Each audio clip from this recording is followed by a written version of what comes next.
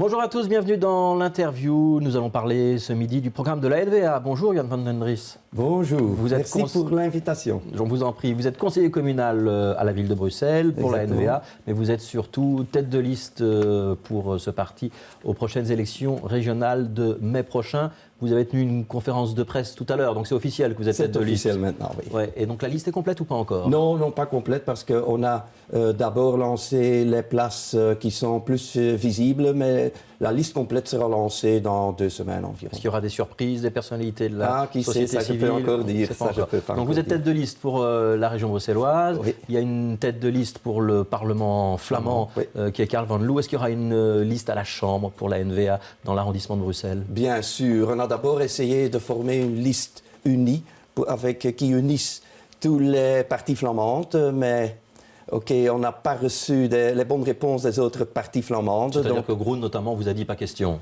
Entre autres, oui. Ouais. Donc alors, on va maintenant créer notre plan B, ce qui veut dire qu'on va lancer notre liste nous-mêmes pour essayer, je dirais, d'arriver à un élu pour la Chambre. Ça, c'est un peu pour l'honneur quand même d'avoir une liste à la Chambre à Bruxelles, non? Non, non, non, pas du tout. Pas du Vous tout. pensez que vous pouvez avoir un député à la Chambre à Bruxelles? Je crois, il y a de bonnes chances. Ouais. Est-ce que la scission de Bruxelles à Vilvoorde n'a pas comme effet justement de risquer qu'au Parlement fédéral, à la Chambre, il n'y ait plus aucun flamand qui représente les flamands de Bruxelles? C'est pas dommageable ça? Je trouve ça très dommage, en effet. Je trouve ça très dommage, mais il faut naturellement regarder la situation comme elle est maintenant.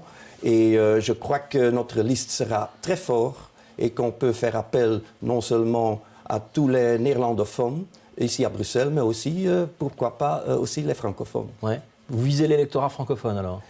En tout cas, oui. Oui, ouais. oui. Ouais. Ça veut dire qu'il y aura des messages spécifiques pour les francophones pour les inciter à voter pour la NVA?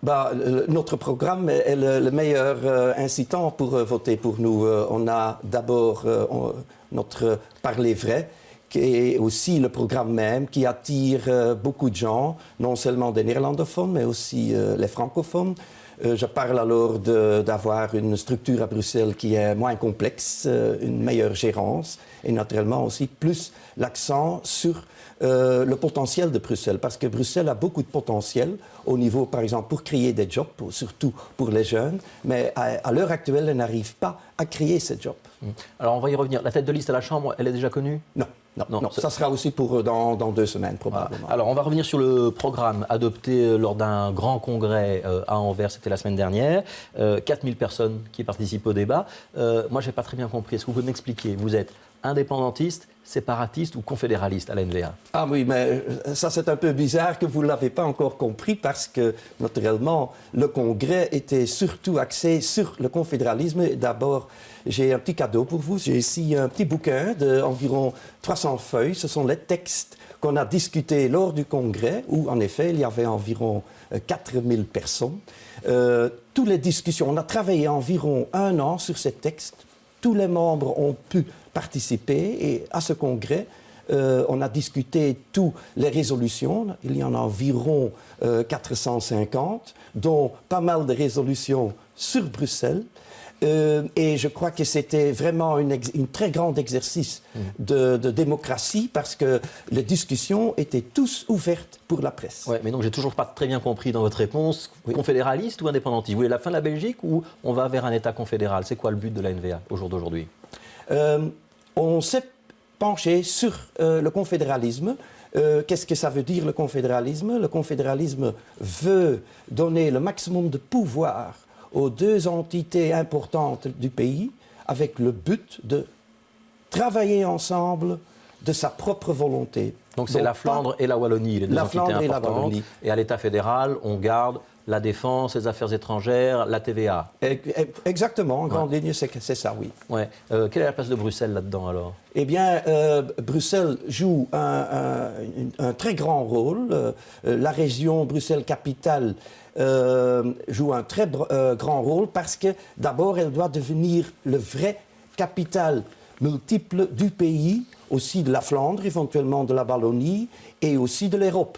Et ça demande aussi des changements au niveau de Bruxelles, parce que Bruxelles doit devenir le trait d'union entre les 2 grandes communautés du pays. Mais donc, pour l'ensemble des futures réglementations ou des futurs gouvernements, si votre programme se réalisait, ça veut dire qu'on aurait toute une organisation de la société flamande au départ du gouvernement flamand, une organisation de la société wallonne au départ du gouvernement wallon, et pour les Bruxellois, ils devraient choisir un des deux systèmes, c'est ça? Exactement, donc c'est même les Bruxellois ont le privilège de pouvoir choisir. Ils ont au fond le privilège d'habiter dans la capitale du pays, la capitale de l'Europe, et ils ont aussi le privilège de choisir entre les deux paquets. Mais ça veut dire qu'en termes de fiscalité, donc les impôts qu'on paye, en termes de sécurité sociale, en termes de politique d'emploi, par exemple, on appartient à l'une ou l'autre des deux communautés. Exactement. Ouais. Ce sont deux paquets globaux. Et c'est réalisable, ça? Ah oui, c'est tout à fait Praticable réalisable. sur le terrain. Le programme l'a confirmé, les spécialistes l'ont confirmé au niveau technique, au niveau politique. C'est tout à fait Mais donc ça veut dire que dans la même rue ou même dans le même immeuble, on peut avoir une législation pour les uns, une législation pour les autres, oui, mais ça des allocations pour les uns, des allocations pour les autres. C'est pas un peu un système d'apartheid? Non, non, parce que le système parallèle, on a déjà aujourd'hui. Au niveau de sécurité sociale, on parle des indépendants, on parle des salariés, on parle des gens qui travaillent à la ville, qui travaillent pour le gouvernement. Ce sont tous des statuts différents. Donc, et personne fait un problème de ça. C'est un peu le même système qu'on va utiliser pour le choix bruxellois. Quand on parle des soins de santé ou de la retraite ou des allocations de chômage, ce sont des thèmes très très sensibles pour les gens. Bien sûr, mais si vous parlez de la retraite, à l'heure actuelle, il y a quand même aussi différents systèmes. Je crois qu'il y a environ 80 systèmes dans le pays au niveau de retraite. Ouais, et qu'est-ce qu'on fait avec les Bruxellois qui sont un peu francophones, un peu flamands, et tous ceux qui sont des immigrés qui viennent de l'étranger? Ils vont devoir choisir? Bien sûr, mais ils vont choisir le meilleur système politique, même si ça ne correspond pas à leur langue, alors? Ils vont choisir le système qui leur convient le plus. Ouais. Comme aujourd'hui, on choisit pour l'enseignement néerlandophone, francophone, comme on choisit à l'heure actuelle pour la mutualité. Pour les mutualités, on fait un choix basé sur l'offre qui est faite. Et ça, c'est tout à fait la même chose pour le choix bruxellois. Ça n'a rien à voir avec une sorte de choix pour une communauté, une sorte de choix pour une langue. C'est tout à fait personnel. Mais donc, si je choisis le système flamand, je deviens flamand? Non, pas du tout. Si on choisit à l'heure actuelle, pour l'enseignement néerlandophone, est-ce qu'on devient alors néerlandophone? Pas du tout. Ouais. Les autres partis flamands, ils ne sont pas du tout d'accord avec cette vision de Bruxelles que vous avez et d'un partage de la ville en fonction du système auquel on adhère. Vous allez les convaincre comment?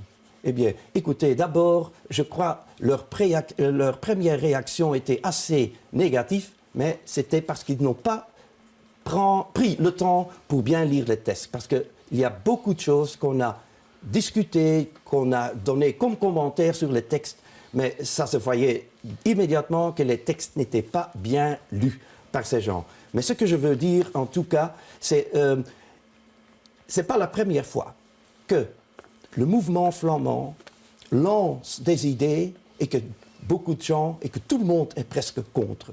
Je vais vous donner l'exemple comme la scission de l'Université de Louvain dans les années 60. Tout le monde était contre. Après les élections, on a trouvé une solution. Dans les années 87, tout le monde était contre la régionalisation de l'enseignement. Après les élections, les partis politiques ont fait un accord. Donc c'est logique qu'avec des nouvelles idées, la première réaction de certains gens qui n'aiment pas le changement, qui n'aiment pas le progrès, sont contre. Ouais. Mais je suis sûr que cette idée va naître de plus en plus. Aujourd'hui, vous, Jan van den Driesch, vous êtes un Flamand ou un Bruxellois, ou un Bruxellois un peu flamand, ou un Flamand un peu bruxellois? Comment vous vous définiriez? Je me sens flamand, un Flamand qui est né à Bruxelles, qui habite Bruxelles. Ouais. Donc, j'ai deux identités, ce qui est logique, parce que dans le monde international, dans le monde global, tout le monde a de plus en plus différentes identités. Alors, dans le programme de la NVA, tel qu'il a été adopté la semaine dernière, on limite les allocations de chômage à 2 ans. Oui, en pratique, au fond, c'est 3 ans. Ouais. Mais en tout cas, le principe est de limiter les allocations. Mais en tout cas, ce qui ne veut pas dire qu'après 3 ans, il n'y a rien. Il y a un système alternatif. Mais pendant les 3 ans, ce qui est très important, c'est que l'engagement de la Flandre, de la NVA, c'est que tous les gens qui cherchent un emploi vont aussi être assistés pour augmenter les chances de trouver un nouveau emploi. Donc avec des formations, du coaching, des choses de ce genre-là. Exactement. Mais donc si on scinde les politiques à Bruxelles, un pour les francophones, une politique pour les francophones, une politique pour les néerlandophones, ça veut dire que suivant qu'on a choisi l'un ou l'autre système, on n'aura pas le même accompagnement quand on est demandeur d'emploi? Oui, mais c'est comme aujourd'hui, s'il y a 2 systèmes de mutualité, s'il y a 2 systèmes de couverture, d'hospitalisation, ça fait partie de la vie qu'il y a différents systèmes qui évoluent en parallèle. Ouais. Vous êtes pour le gel des dépenses publiques? Je n'ai pas compris votre Vous êtes pour le gel des dépenses publiques? Oui, exactement. Ça veut dire quoi? C'est-à-dire que l'État coûte trop cher, les services publics coûtent trop cher, et qu'est-ce qu'on va devoir diminuer à l'avenir? Eh bien, je crois que c'est clair que l'État coûte trop cher. Si on compare la partie de tout ce qu'on crée, tous nos revenus qui sont dépensés pour la gérance publique, on est dans les champions du monde. Donc, en tout cas, là, il y a beaucoup de possibilités pour avoir une meilleure gérance, une gérance plus efficace pour toutes les structures ici en Belgique. Alors, j'ai pris mon smartphone et je vous propose de jeter un petit coup d'œil à l'écran. Là, j'ai des questions qui sont posées par des internautes sur Twitter pour vous. Première question, êtes-vous le leader NVA pour Bruxelles? En tout cas, la NVA ne parle pas de leader, la NVA ne parle pas de personne. Ce qui est la plus importante, c'est le message et notre programme. Alors, deuxième question, Bruxelles, capitale d'une Flandre indépendante, est-ce vraiment un scénario sérieux à long terme? Il faut demander, je dirais, aux habitants. En tout cas, nous, toute notre énergie, on met sur la modernisation de ce pays. Et la confédéralisme est le chemin à suivre pour créer ce changement. À terme, Bruxelles, on garde les 19 communes, on ne les garde pas. Je sais que vous êtes déjà prononcé pour une seule zone de police. Oui. Je trouve et je crois que beaucoup de gens ici à Bruxelles préfèrent qu'il y aurait une grande commune, naturellement avec des arrondissements comme à Paris ou à Anvers, ouais. Mais que c'est quand même pas faisable à l'heure actuelle que, par exemple, au niveau de la police, qu'il y a différentes politiques et différentes mesures qu'on prend dépendant des zones.